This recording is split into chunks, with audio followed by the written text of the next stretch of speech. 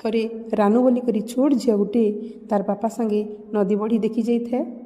ନଦୀରେ ବହୁତ ପାଣି ଆସୁଥାଏ ଆଉ ପୋଲ ଉପରେ ଠିଆ ହେଇକରି ସମସ୍ତେ ନଦୀ ବଢ଼ିକେ ଦେଖୁଥନ୍। ଏତ୍କି ବେଲେ ବାପା କହିଲେ, ଏ ବେଟା ବିଲକୁଲ ନାଇଁ ଡରବୁ, ହେଁ ମୁଇଁ ପାଖେ ଅଛେଁ ଆଉ ମୋର୍ ହାତକେ ଟିକେ ଚକଚକାନି ଧରିଥା। ତ ରାନୁ କହିଲା, ନେଇ ବାପା ତମେ ମୋର୍ ହାତକେ ଧରିଥ ଚକଚକାନି।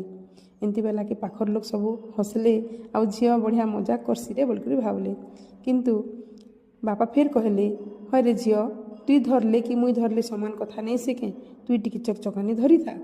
ଝିଅ ବୋଲା କି ନେଇ ସେ ବାପା, ମୁଇଁ ଚକଚକାନି ଧରିଥିଲେ କେତେବେଲେ ଡରି କରି କି ଖୁସି ଲାଗଲେ କି କିଛି ଘଟଣା ହେଇଗଲେ ଛାଡ଼ି ବି ଦେଇପାରେ, କିନ୍ତୁ ତମେ ଧରିଥିଲେ କେତେବେଲେ ବି ନେଇ ଛାଡ଼, ଏଇଟା ମୁଇଁ ଭଲ୍ କରି ଜାନିଛେ ବାପା।